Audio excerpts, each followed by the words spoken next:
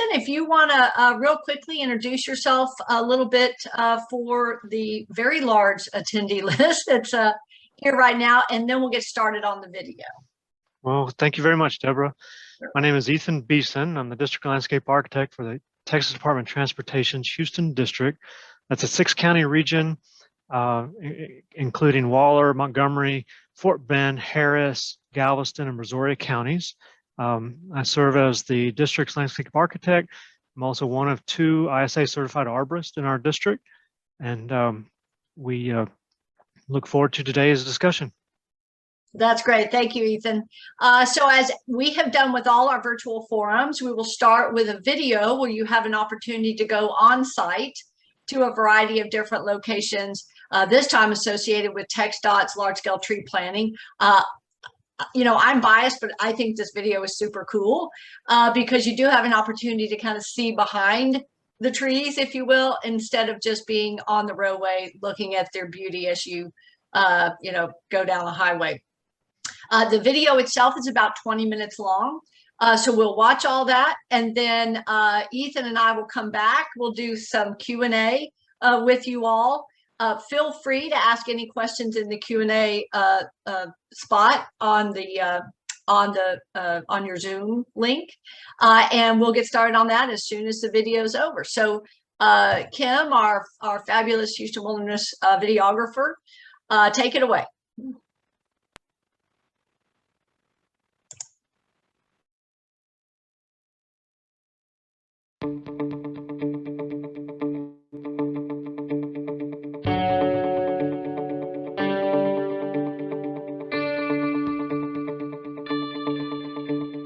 Right now we're at the US 290 Ih-610 Interchange on the northwest side of town, one of our busier and also newer interchanges. This project's been in the ground for about 1.5 years. Most of the trees when they were planted were 5-gallon. There were a few 15-gallon trees and a few 1-gallon size trees. Everything is container grown. As you can see, most of the trees actually are on the super tree list. In addition to the super trees, which we use a lot of sycamore, bur oaks. There are some sweet gums in this particular project, as well as a few pecans. We use a lot of bald cypress, a lot of pine trees. At this interchange, we planted approximately 16,000 trees. Having to come in and remove rigid stakes or wired or plastic straps would be very prohibitive and also not beneficial for the trees if something got missed. So we implement a biodegradable staking system. So all the stakes are just wooden posts. Usually those are just 2x4s that have been split by the contractor. And then we use jute twine as the straps. Now the jute twine has to be replaced each year for the first couple of years while the contract is under maintenance and warranty. But after that, the trees do well. If you notice, the trees are not rigidly tied, meaning they're allowed to blow a little bit in the wind, which everyone knows is good to help the root development, help the trunk development, and help the trees just become stronger faster. Because when trees come from the nurseries, a lot of times they have weak trunks, a lot of canopy, and not very much root ball with relationship to the canopy. Also, if you look at the spacing of these trees, yes, it may be too tight of spacing for your front yard, but our goal is to increase canopy coverage for the benefit of the longevity of the trees and to reduce mowing maintenance of these areas. And these are landscapes that are experienced at high speeds. You don't see people walking through this or sitting out here. It's too loud. It's kind of inhospitable for human space, actually. And so having upright canopy that can be seen easily from the freeway is a huge benefit. So with the redevelopment of the 290 corridor, we had programmed replanting of the corridor at the same time. So as soon as the road construction work was done, we were ready to move forward with tree planting projects. These are separate contracts, standalone from the road construction. So these projects are set up to follow the road construction right away. That way these trees have the longest amount of time to grow and survive, and the public can enjoy them for the longest amount of time before the interchange is slated to be reconstructed, probably in another several decades. But in the meantime, the trees can grow and the public can benefit from them as much as possible. We focus on the soil improvement That way we can take smaller trees and they will quickly grow into larger trees. As you can tell, these trees have grown quite a bit, even just being in the ground for a year and a half. If we go in with smaller sized trees, we can cover a lot more ground. In an interchange like this, there might be approximately 50 acres of planting just at this one interchange. We often have more space than we can plant. And so we'll come back in subsequent years and try to expand the planting where possible. We program our landscape projects to follow any new construction of the roadways, but there are also a lot of roadways that have been in place for a while, and there's no new road construction coming for a long time. And so we will go ahead and program and plant those areas as much as possible as well. The Houston District for TxDOT is 6 counties. It's Galveston County, Waller, Fort Bend, Brazoria, Harris, and Montgomery. And so we're doing these type of planting projects all over the 6 counties. Most of our interchanges are obviously in the Harris County area where most of the urban development is. What's unique about our planting efforts is we're putting trees actually where people are living and where people are spending a good portion of their day commuting. An interchange like this will get approximately 250,000 cars drive by it every day. And so there's a lot of benefit, a lot of potential for the public to see these spaces. We're focused in all types of spaces, all sides of town. Every corner that we can find trees to plant, we will look and evaluate. On this particular project like this, we don't have any partners with us. This is an entirely TxDOT planted and TxDOT maintained landscape. Some other areas along the roadways where we do a lot of partnerships with the adjacent either business districts, cities, counties, you name it, and we'll do partnership projects with them. So if you see a project out there that looks really pretty, pristine, looks like a park, and it's mowed on a weekly basis, we may have planted it, but I can promise you someone else is maintaining it. Our landscapes that we maintain are more of a naturalized reforestation effort because that's what we can maintain. We plant a lot of trees, mow around the areas, and let the area grow on its own. We will come in and visit these sites every few years to clean out the invasive plants, get the vines off the trees. We'll also limb them up to make it where people can see underneath the trees. Law enforcement can come in and see underneath the trees, and so there's not hiding spaces out here.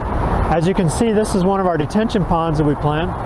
So all of our interchanges and many of our roadways have detention ponds that are often just obscured from the public.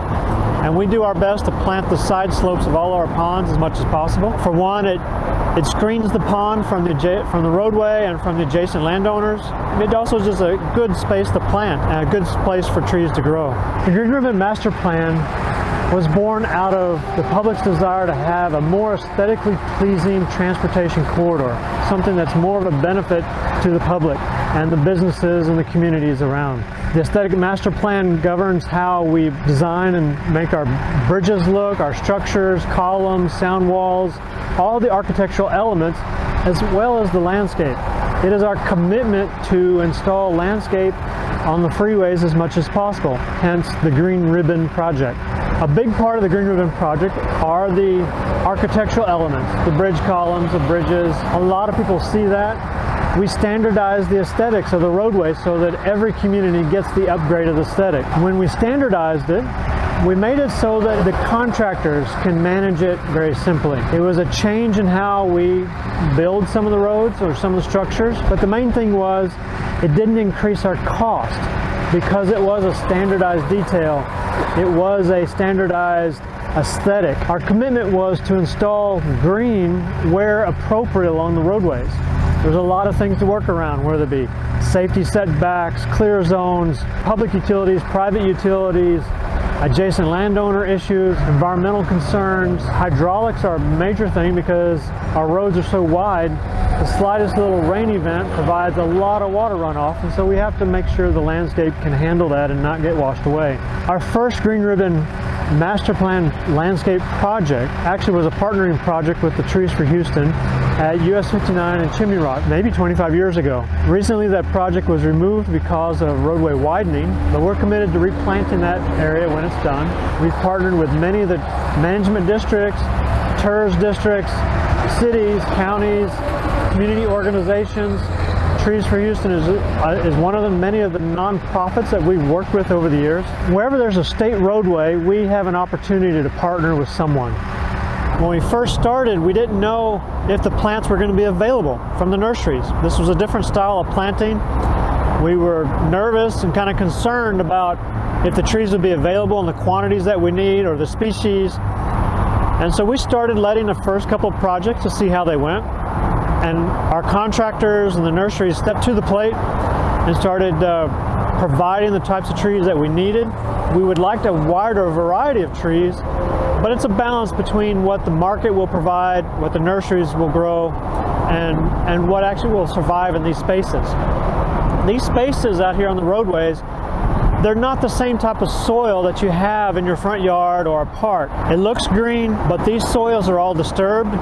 It's all heavy clay soil that's been compacted in place to hold the roadways and the columns and everything that you see. So we spend a lot of effort repairing the top layer of the soil where the tree roots are going to grow. And hopefully it'll have a large planting space. And so the planting space will allow the trees to grow fast. It also helps us with canopy coverage. Water infiltration is a big deal because the soil that was here doesn't allow water to be absorbed in. It runs off very quickly. So when we come in and repair the soils, it allows all that water to soak in a lot better than it would before. These soils tend to have a very high pH.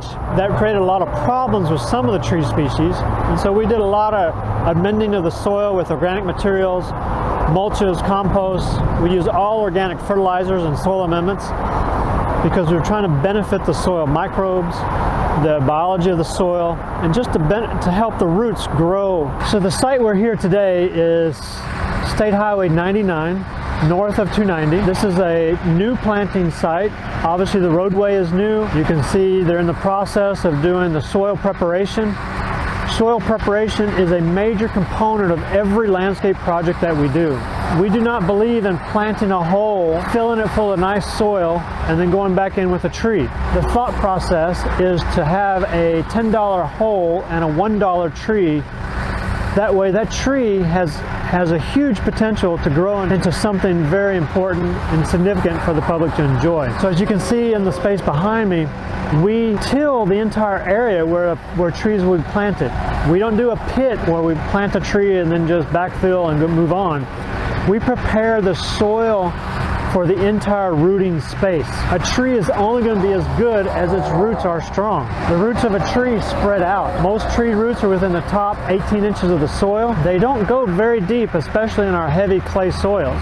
Some trees may go deeper than others, but generally the vast majority of roots for a tree are in the top layer. Those are the feeder roots. That's where the water is absorbed. That's where the nutrients are absorbed. And so we spend a lot of effort trying to prepare that area for tree planting because the soil that we're working with is not good quality topsoil. It's just there to hold the roadway in place. It's a very disturbed site, compacted, low organic material, low biological activity. And so we spend a lot of effort to till it. So what you see behind us is they've actually installed the compost and tilled it in about 6 inches, give or take. And so we apply 2 inches of compost, till it into the ground, and then we utilize a couple of soil amendments as well. All of the materials that we use are naturally derived or organic materials. We're not hooked on one fertilizer particular. We actually give the contractor a scope.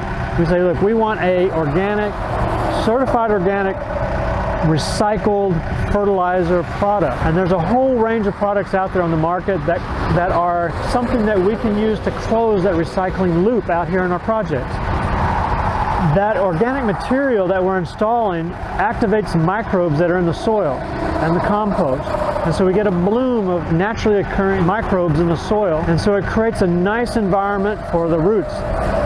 The act of tilling the soil loosens it up, adds in the organic material, so the water infiltrates pretty good, and the roots then can spread out very well. Also, we plant directly into this material. We don't dig a hole and bring in new material to go with it. For one thing, the scale of our planting operation, that would not be practical to dig a hole and bring in new material. It's much more practical to till the whole space and make the whole space better for the trees. So this is our bed that's been tilled and has had the general use compost installed and tilled into the ground. As you can see, it still has the grass that was there that we till into the soil, and we just let it decompose in there. And it's still a very friable, very loose material. It'll compact with the rain and the contractor's activity for the planting, but it's very simple now for the tree roots to grow through this material. Whereas if we hadn't tilled it, the compaction is so high that the tree root growth is very limited. And the trees just don't survive as well. They don't handle the hot summers because the tree roots haven't spread out to increase their soil volume area that they're drawing water out of. But this is very typical of our soils. It looks great right now because it's been tilled. It's actually a little wet right now, so it's a little darker. So after we've done the 2 inches of general use compost, tilling it into the soil with the soil amendments, we've tilled the entire space. We're going to apply 4 inches of a single grind mulch material like this. It's a recycled product, just green waste material. We don't apply all 4 inches at once. So right now we've applied 2 inches of material, and then we'll come in and install the trees. And then after the trees are installed, the contractor will install the final 2 inches of bulk mulch material. The 2 inches initial will give us immediate erosion control because the large pieces bind together. They tie together so they don't wash away. It also starts cooling the soil, and it's also more efficient for everybody involved, the contractor and the whole timeline of the process. It's easier to install the material now before all the trees get put in place and we're not banging against the trees or compacting the root zone any more than we have to. This material has been on the ground not very long, but it has rained on it a couple times. So you can see it's kind of darker underground, a little bit lighter on top. Also, there is grass growing through this material. We want the turf grasses to grow through the mulch and the compost and everything for permanent erosion control, and the trees will just shade it out eventually. Our goal when the trees get growing is to keep the tall grasses, the tall things like Johnson grass and sunflower out, as well as the vines. The native morning glory vine is probably one of our biggest problems. The one chemical that we use in our projects is the herbicide for maintaining some of these tall grasses and vines. Otherwise, our entire projects are made with recycled products. So when we're maintaining these tree areas, our contractor will come in and herbicide those tall grasses and vines, and it looks brown and dead, but the turf grass is just fine and it'll come back. Our goal is to create the turf grass and create the microclimate of the trees so that those tall grasses and vines are shaded out permanently. It takes a few years to get there. These early stages of the projects are when they're babies. They look pretty, they're cute, they look great. The next few years we call them the teenage stage, where the trees are kind of gangly. We're trying to fight with the weeds and the vines, and eventually the trees will get big enough, the canopy will grow out and shade those vines and weeds out, and that's when everyone likes to see the mature landscape. So most of our tree planting are in large-scale projects, reforestation projects, where we till acres at a time. They could be skinny areas, they could be wide areas, but we're tilling the entire space that the trees are going to be in. But we do a lot of partnership projects where the partners want individual planting. What I mean by that is trees may be spaced 20, 30 feet apart to allow for a different type of maintenance operation after it's installed. Somebody else is maintaining that space. Well, the same concepts that we use here can still be applied with individual tree planting projects. So here we've tilled the entire space, but in a small scale planting, you can use the same tiller, which is about 5 to 6 feet wide, the same mulch, the same compost, the same soil amendments, but we till a 6x6 square for each tree. We used a lot of the same trees. A lot of them are on the super tree list. They're the bald cypress trees, elm trees, a lot of cedar elm. The bur oak is the best performing oak for us. And then we also will plant some other types of oaks, chinkapin or white oak. Bur oak is probably more common. The red oaks haven't fared well for us, and so we haven't planted many of those. We use a lot of the American sycamore. We don't use the Mexican sycamore. We do a lot of loblolly pines. The pines grow well in this prepared soil. They're also readily available in quantities and quality that we need. That is an issue for us. When you plant 100,000 trees every year, we can't just specify every tree that we want. I always try to specify a variety of trees in our mix to experiment to find out more trees that will grow well, or if they'll be supported in the nursery trade. And so we always have a few trees. They could be pecans, could be other types of oaks that are not as common, or other types of elms. We've even experimented with all the different types of pine trees that grow in this area. So we do experiment regularly with trees. Of the trees that we plant, the vast majority are natives. The few non-natives that we plant are naturalized in this area, like the crepe myrtles. We plant oleanders as well. Those are some color plants that bloom well for us along the roadside edge.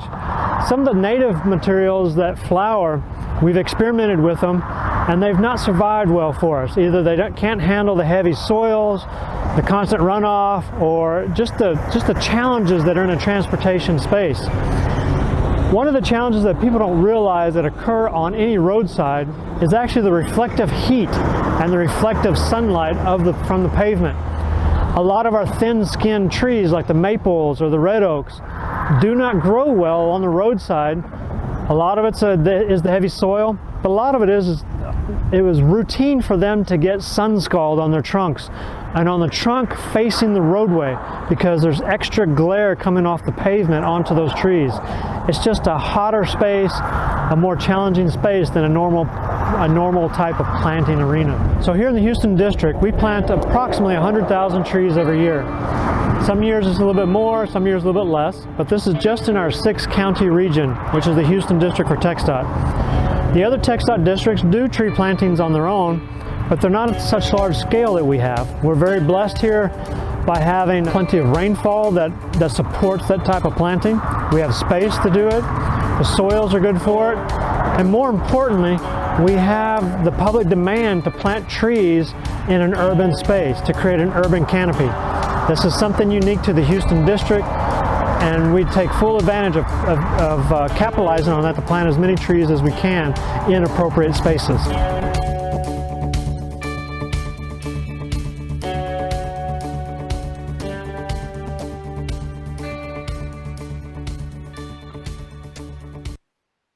That was so fun. Okay, we're going to open up for Q&A. I've got some here that were sent to me, and I see we've got some coming into the Q&A, which I very much appreciate. Thanks to everybody for joining us. We'll go through Q&A for up to 1 o'clock if we have that many questions, and then we stop. We promise 1 hour, that's what we'll do. I know that today is a little unique for our forum because we've got the opportunity for some people to be able to watch this virtual forum live from a TxDOT conference that happens to be going on in Houston today. So if you're in that room watching, hello, thanks for joining us. And I also know that some of the folks who have called in are in rooms with other people where they're all watching together. So again, hi to all those in that situation, and feel free to put something in the Q&A if you're able to do so. So let me get started. Were trees affected by Hurricane Ike or Harvey or by the drought back in 2007, 2008? That's a good question. By far the biggest impact was with Hurricane Ike and the drought. The way those two aligned was we had Hurricane Ike come through first, which was more of a really high wind event. So it really impacted our younger planting projects. And so the projects that weren't as rooted in as securely, mainly projects that are 5 years and younger, they were uprooted. And so we tried to stake them up, get them back in the ground as soon as possible after Hurricane Ike passed. But then immediately after Ike is when it started drying out. I know it in our mind, it really started being dry after the hurricane, even though we did get a very little bit of rain. And technically the drought didn't start for another, 9 months or a year, but by then it was already still dry. And so all those trees that had been uprooted or leaned over, they never got fully rooted back in before the Mother Nature turned off the water. And so those young projects were really devastated by those two events. But our projects that had been in the ground for 5 years or longer, that weren't impacted by the high winds and the trees were stood upright just fine, those trees had, I mean, these are windshield survey information, but I would say we probably had more than greater than 80% survival in those projects, whereas the projects that were under 5 years or less, 80% mortality.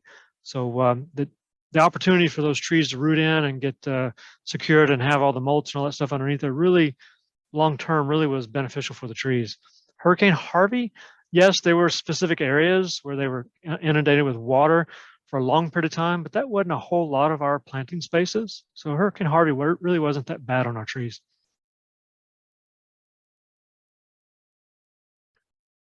I think we lost you. Sorry, I unmuted in case there was background noise. My apologies. Okay, that's great. We've got several things coming in. Let me kind of start here. Carolyn White, I'm curious about TxDOT's recent understory clearing and limbing up of canopies in reforestation areas adjacent to highways. What do you think the long-term effect of this operations and maintenance practice will be? Well, I can tell you, for many years when we started with the Green Ribbon planting projects, we preferred purchasing trees that still had their limbs all the way down to the ground. Our goal was to shade the ground, create the best microclimate as fast as possible. It also provided a screen to the entire planting area. It actually worked really well, creating an immediate forest as fast as possible. But then quite a few years ago, we started having more challenges with the population of folks that are living or doing other activities along the roadside, under bridges or whatever. And so we were requested by the local authorities, local politicians, cities, governments, to uplift our trees so that law enforcement could see underneath them. From an arboricultural perspective, yes, it probably wasn't the best thing to do, but from a management perspective, we had to do it. Does it increase our maintenance? Yes, not really excited about that, because we do want to shade out the weeds and shade out everything underneath there. But so now we just go in there every few years and limb up the trees on a regular basis like that. So it's kind of not, it may not be the best thing for the trees, but we would much rather the trees be out there than not be there. Great. So Sheila Condon has asked, thanks, Ethan. I did not know that you tilled in the existing grasses. Do you ever need to go in and weed these areas before they grow to shade out the grasses? You've touched on that a little bit, but you might. Yeah, so we typically just till in the grass and let the grass roots grow up. Because the turf grasses are not the problem for us at all. We love the like I said in the video, the turf grasses come back and we like them. Our issue is we want to shade out the taller growing materials, the baccharis, the Johnson grass, sunflowers, that kind of stuff. Eventually, the turf grasses do get shaded out, but for the first several years, we really want the turf grasses to be there. Got it. So we have another question. Do you use any non-native trees? What experience have you had with the eucalyptus trees that were used for a while? Sure. Like I said in the video, we experiment with all kinds of trees, and we do experiment with non-native trees. That was early on. You have to remember, when we started this whole Green Ribbon Master Plan effort over 20 years ago, there wasn't any other DOT or urban planting effort like it across the country. We looked. Spent a lot of time looking, other cities, counties, communities, states, DOTs, you name it. We couldn't find any other program like this. So we were really trying to find the best plants that would grow in these challenging spaces with the soils and everything. So yes, we did experiment with some non-natives.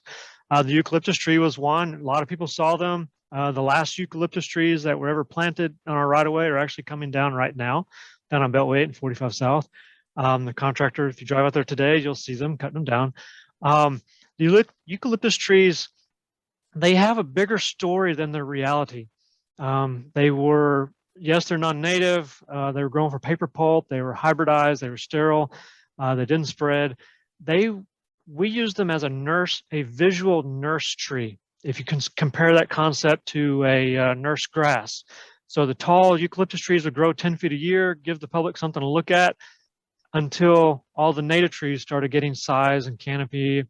And then obviously the eucalyptus trees didn't handle the freeze and the drought as well as some of the other trees, but there weren't that many of them, and we have removed all of them, or almost done removing all of them now. Right. Could you talk about how communities can go above what TxDOT does on state rights of way?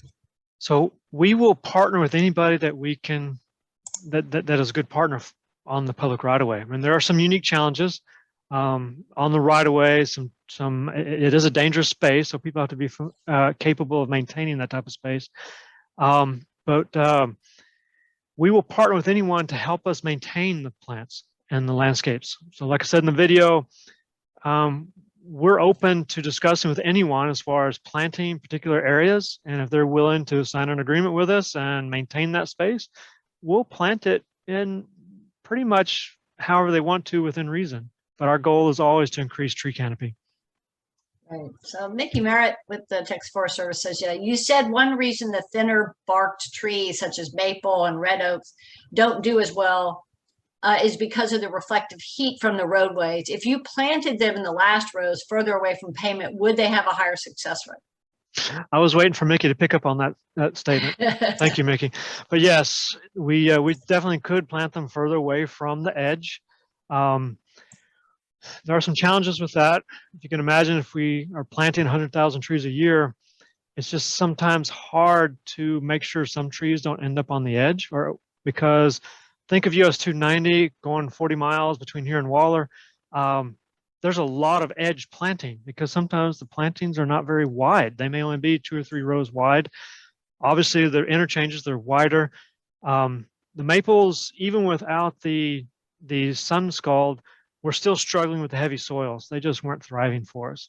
So we probably just dropped them for a combination of those reasons. Thanks, Ethan. So Ryan Barr asks, or Bear, this is a fantastic project. Really exciting to see the sustainable practices you're utilizing. What are some of the main challenges to increasing the number of annual trees planted? My next question would be, well, how many trees do you want us to plant every year? We maximize, obviously, our personnel, our ability, our budget. We try to be as efficient as possible. And there's just only so much you can do with the small team that we have. I think we do a pretty good job of 2 or 3 people planting 100,000 trees a year, working with our contracting partners and our field inspectors and all that kind of stuff. So how would we increase it? Of course, the world revolves around money. You can do anything with more money, but more partners would help us, because there are a lot of spaces out there that we don't plant that we can't maintain in the TxDOT reforestation way. But if someone else were willing to maintain those spaces, we could probably plant some more spaces as well. That's great. So that actually answers another question that we had that came in. Are there places along the freeway where there is green space, but TxDOT cannot plant the forestation style trees? A lot of that's tied to just maintenance, maintenance and roadway safety. Our number one thing is always safety. So we're going to do everything we can to make sure signs and sight triangles and all that kind of stuff are addressed. But if we can't maintain a space properly, reforestation, or it's going to cause problems with the adjacent landowners or some other issues, we won't plant it because we have lots of other places to plant. That's great. This next question is, something that the whole tree strategy implementation group has been addressing to help the city with the 4.6 million trees by 2030 goal. How can we help increase the plantings in the city, even with all the highway expansions? Do you save right away for trees when you expand freeways? And then just a comment, we need help in urban areas with the urban heat island. Well, I want to go back to what I said earlier. There's not another DOT in the country planting trees in public right of way like we are. So, I mean, we are planting where we can. Can you repeat that question one more time? I'm sorry. Yes, absolutely. It was. Oh, I remember now. Sorry. Okay. Yeah. Do you save the rights of way for trees when you expand? Yeah. So no, we do not save rights of way. We have a commitment to plant in appropriate space after the roadway work is completed. We have to remember these corridors of public right of way are transportation corridors. We're not the only ones out there. There's public utilities, private utilities. It is a transportation system, a transportation network. And so our trees out there on the right of way will be there until it's time for that roadway to be rebuilt. So the trees will be there for decades until it's time to, like you saw in the video, you saw where there were interchanges like I-10, 610 West, where there were trees planted by Trees for Houston years ago. And as the interchange had to be rebuilt, all the trees were removed. We did try to donate the trees to other public entities. And then we had a commitment to replant as we did. Yes, urban heat island effect is a challenge, but we're also not the only entity out there planting trees. You know, the Harris County Tollway Authority, you saw them mentioned on the in the video as well. They do similar projects that we do, like we do. And then the city, the other counties, management districts, they all have a part to play in this, in the whole process. Right, and we'll mention a little bit about it at the end, but the Tree Strategy Implementation Group, or TSIG's large-scale tree planting manual, addresses some issues related to the urban heat island, and also shows generally year upon year through 2030 how many different entities are planting how many trees roughly, and that gives you an idea of really the scope of how much tree planting is taking place. And then there's that opportunity for the community groups to organize within various areas where there is urban heat island issues. But some of that information will be available and is available in that manual as well. What size tree do you typically plant, and why do you choose that size? So our typical reforestation project has typically 1 gallon, 3 gallon, maybe some 5 gallon and 15 gallon size trees. Real heavy on the 3s and 5s, 3 and 5 gallon containers. The reason for that is the trees are smaller. There is a higher survival rate with a smaller size tree. We can obviously plant more acreage with smaller trees. We can spread them out farther. It's also, I mean, the larger the size tree, the higher the mortality rate, the more difficult it is to keep it alive until it's established. So a lot of it is efficiency, cost effectiveness, and trying to get as many trees as possible out there. I mean, even though they may be small trees, 3 to 5 gallon size trees, if you planted a 3 gallon size tree next to a 30 gallon size tree, in 5 years, you're not going to be able to tell the size difference at the time of planting. A 3 gallon size tree will grow faster and will catch up to the larger tree after several years. And so we think it's more appropriate to plant a smaller size tree. Wow. So perhaps in line with that, how do you write your contract specs for the large scale forestation style plantings? I realize that might have multiple pieces to that question. Sure. We spec only container grown trees. I mean, I know in some parts of the country, ball and burlap is real common. We just have a lot of problems with that in these type of situations. All of our projects are, by state law, they're low bid. So at least when we get a container grown tree, we know we're getting all the roots, whereas a ball and burlap tree, you don't know what you're getting. We specified obviously the composts and the mulches and the fertilizer products, like I mentioned in the video. Probably the single most important aspect of our specification process is our maintenance and warranty period. When we plant a tree, we force the contractor to warranty and maintain it at a minimum of 1 year in most of our large projects. And then sometimes we'll follow it with some extended maintenance. But that initial year is a warranty phase. And so we actually hold some of the contractor's money for that tree for 12 months. So when we get unit costs for all our trees. And so if it costs $50 to plant a tree, we'll pay 55% of that unit cost per tree when they plant it. And then we'll pay it out over 12 months, 3.75% for 12 months.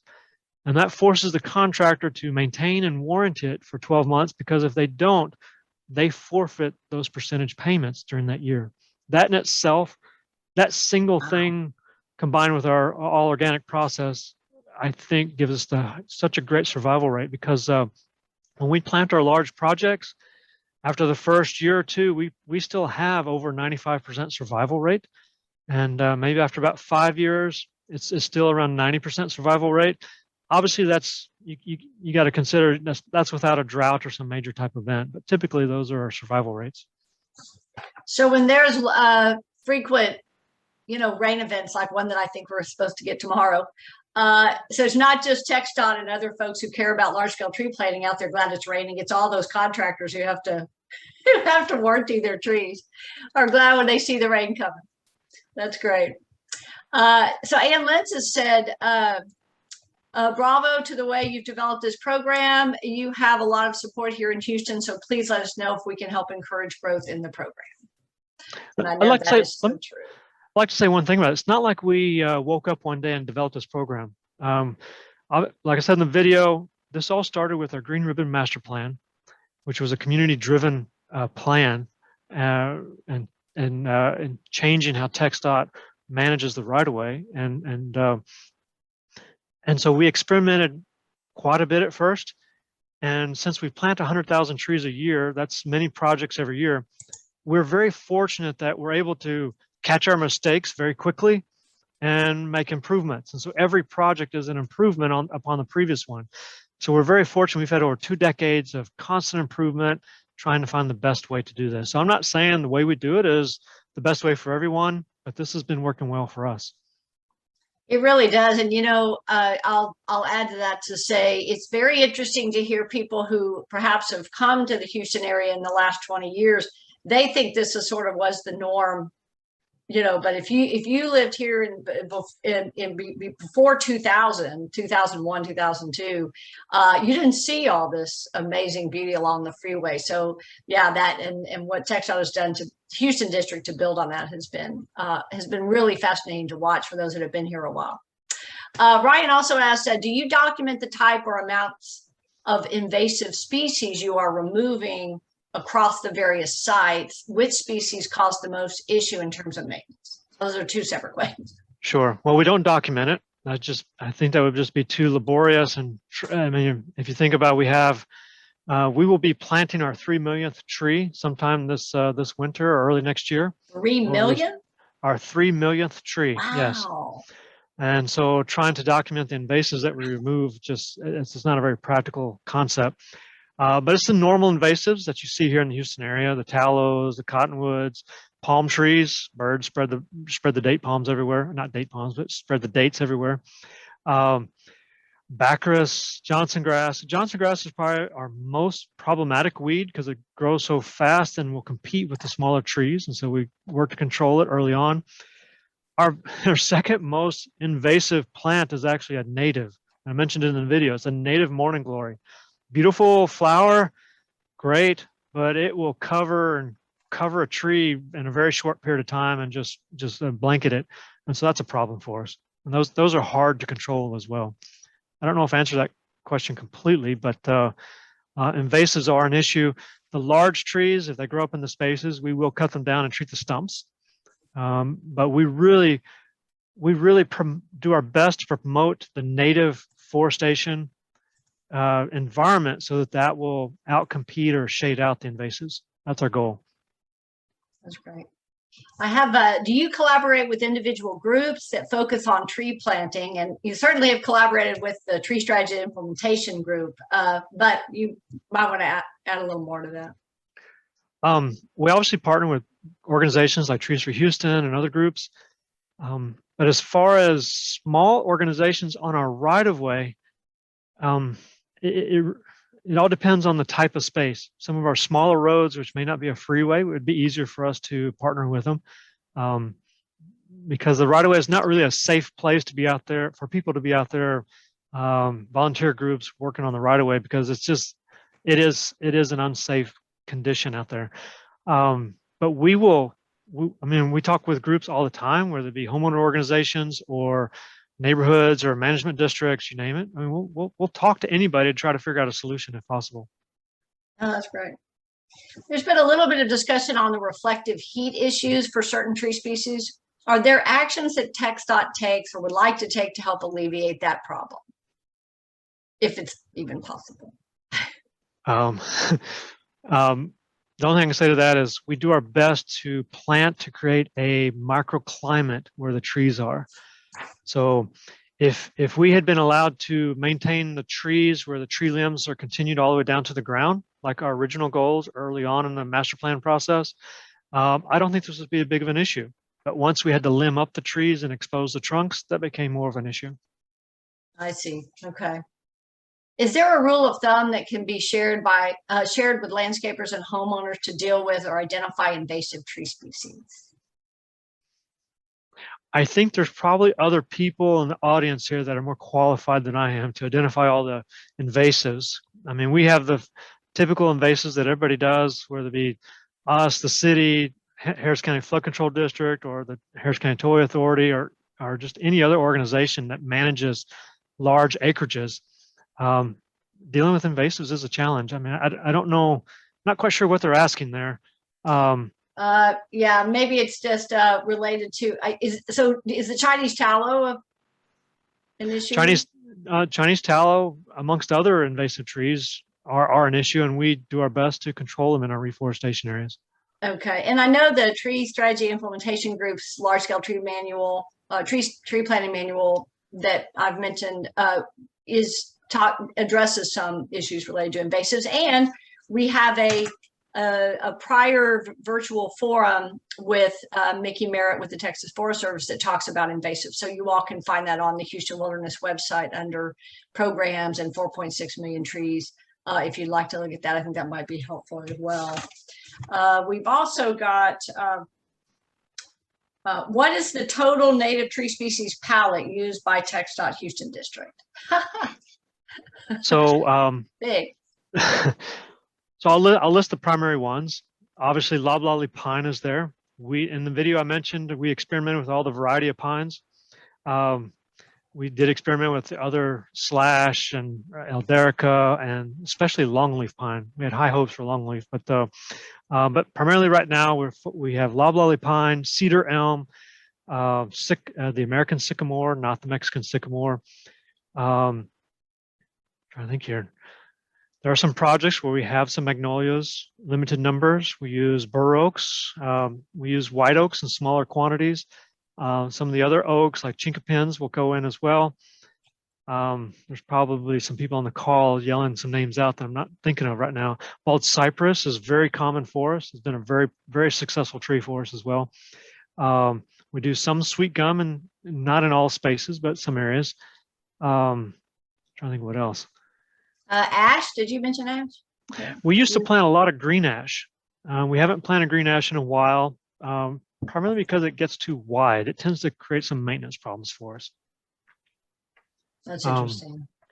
But there are some other native elms that we'll use as well. But cedar elm is by far the most common one.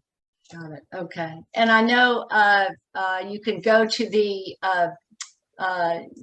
City of Houston's Houston Park and Rec Department has a nice list of trees, native trees, and talks about a bit about where they particularly do well in what areas and kind of the size and that kind of information, which you can find on the website, which is a nice thing to have. The native tree list is limited a lot by the suppliers as well. Remember, we're planting 100,000 trees a year, so I mean, I'd love to be able to specify a variety of plants, but it wouldn't do us any good to go out to bid with it and then they're not available.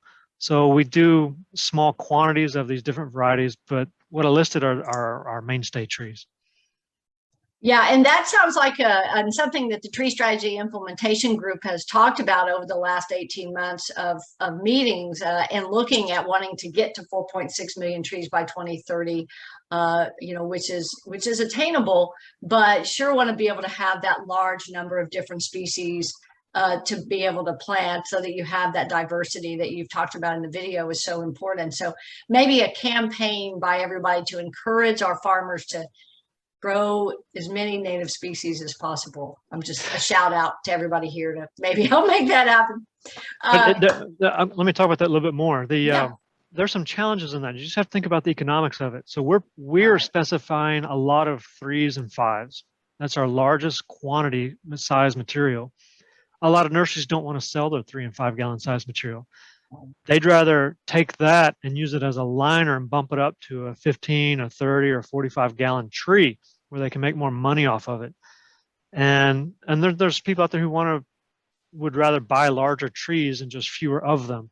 So we're kind of an abnormality in the marketplace, TxDOT is, because we'd like to have large quantities of smaller size trees. So there's a lot of give and take there working with the nurseries.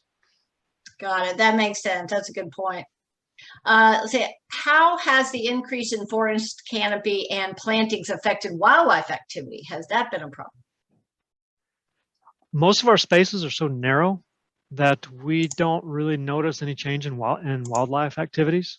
I mean, plus this is an urban area, I mean, there's a lot of people, a lot of cars here. So it's not like we're planting these number of trees, in the backwoods, East Texas or in Central Texas somewhere. There's just not as much wildlife here to begin with, but we haven't really noticed any difference before or after. That's interesting. I can mention there that there is a large group of stakeholders working on the wildlife identification and assessment of our baseline of wildlife. But we have so many riparian corridors in our region that they tend to stick to those, all the bios and creeks and rivers. And I think they just don't necessarily need to wander out into the freeway areas. Now, migratory birds is different. I don't know what impact you have seen in terms of migratory birds using the treed areas. Well, I can't say. All I know is when we do go out and have to remove trees in large quantities for whatever reason, we do work around the regulations for nesting season and migratory seasons. Oh, that's good. But as far as, is anybody out there counting the birds in our trees? No. Right. Yeah, that would be interesting to see, where they are. But so is there a management plan for the existing ash trees when the emerald ash borer expands in this region? Well, from the beginning, we've had a pretty varied palette of trees. So we don't have large stands of ash anywhere. In the older planting areas, there are ash in there, but they're not a lot. I mean, they're not in a high percentage of those areas. So I'm not expecting any major impacts to us. If it happens, we'll go out there and remove them as needed. But there are trees that just naturally die out there anyways that we have to remove. So for us, it probably won't be that big of a change just because we don't have a monoculture. Got it. Flood control, and I know actually some others for that matter, grows some of its own trees, is creating its own tree farms. Has TxDOT ever looked at that? We considered that very early on in the process. Very briefly, once we realized the challenges with that, we think it's a much better arrangement to partner with the nursery industry, let the folks who are most efficient and specialize in that do that and provide the trees at the most efficient prices possible, than for TxDOT to be in the tree growing and nursery business. That's not what we do. And so we'd rather just partner with other people on that. Got it. And I know some of the other virtual forums that we've done with Houston Parks and Rec Department and Harris County Flood Control District, and even the Landscape Architects virtual forum, all talk about the different entities where tree farms did make economic sense to try to do, and work within the landscape that they're working with. So there are some others that have indeed done that. And I can see where it would be more difficult for TxDOT. I can see where if you're not planting at the scale that we are, and you really want to have certain species of trees, it makes perfect sense to have a farm. And if someone has the capacity to do so, that's just not something we're able to do at TxDOT. Carolyn White says, this is a great program, Ethan. It has been so successful and really changed the Houston landscape. I hope other organizations, agencies can learn from it and replicate it. I agree with that. And I've got a question here from Frank Blake. What tree species are best at dealing with reflective heat and glare? Well, if you look at the trees that we're using out there today, you saw them in the video, the sycamore. Drive along the road and look around, drive safely, keep your eyes on the road, but bald cypress, sycamore, loblollies, cedar elm, I mean, those handle it just fine. Yeah. So this question, I think, I think I'm just going to kind of paraphrase. What are the safety concerns related to the driving public and minimum setbacks, for like guardrails or physical barriers as it relates to the driver versus trees? So we follow all the same traffic engineering requirements that the roadway engineers do, and they put other elements out there, whether it be signs, cameras, lights, you name it, other elements that are out there in the transportation corridor. We follow all the same traffic guidelines. Safety is always our number one focus. And so all of our designs take into safety as the first thing to consider. So I don't know what to say other than we're going to follow all the same traffic engineering components that anybody has to follow out there on the public right of way. Got it.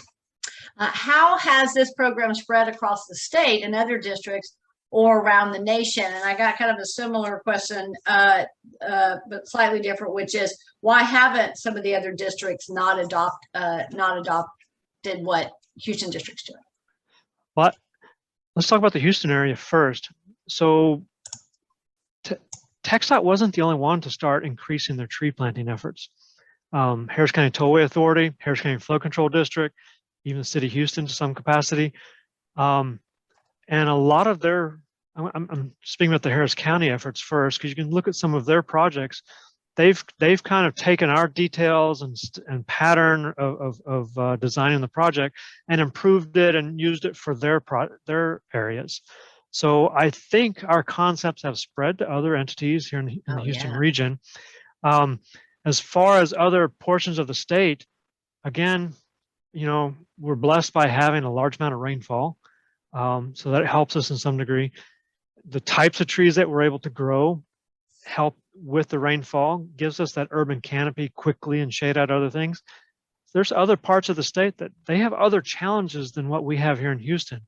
And so I think other districts do what they can, but probably the single biggest difference between Houston and the others, or what I mentioned in the video, is actually the public demand is here in Houston to plant trees out there and improve the aesthetics of the transportation corridors. And so that was not just the public, but the elected officials and governments. I think that's something unique here in Houston. I think they try it to some degree in other urban areas, but I just don't think they have the same level of public demand for it. Well, Houston district and the Houston area, we do love our trees. So that is a great segue in the next 2 minutes to say, again, thanks to everybody that's attending, either directly into the Zoom or in a room somewhere. We appreciate you participating. You can find all the other virtual forums and this completed forum by this Thursday at the Houston Wilderness website. Scroll over programs and click on 4.6 million trees by 2030. And you'll find those videos there. You'll also find by Thursday the final version of the Tree Strategy Implementation Group's large-scale tree planting manual, which is chock full of really wonderful information that this whole group put together and to provide to the public really all these kind of details in a manual that's meant to be user-friendly. You can print it, you know, staple it, put it in a spiral, mark on it, you know, refer to it in different ways. There's a bunch of appendices, including the specs example that TxDOT uses, which is interesting information. And then we will also have a big event coming up November 5th. There's information on our website on that webpage about that. It's Texas Arbor Day. There'll be a large-scale tree planting, but we will also be the Tree Strategy Implementation Group, or TSIG, will be handing off all this information to the city of Houston, who will be sort of unveiling their long-term webpage and information and kind of the count of the 4.6 million trees that they'll be doing over the next decade. So if you have a chance to either participate in person at that or you know, just follow it, you know, you'll find that on our website. It's 1 o'clock. Thank you so much, Ethan. This has been just fabulous. Thanks to everybody who called in, and everybody have a great day.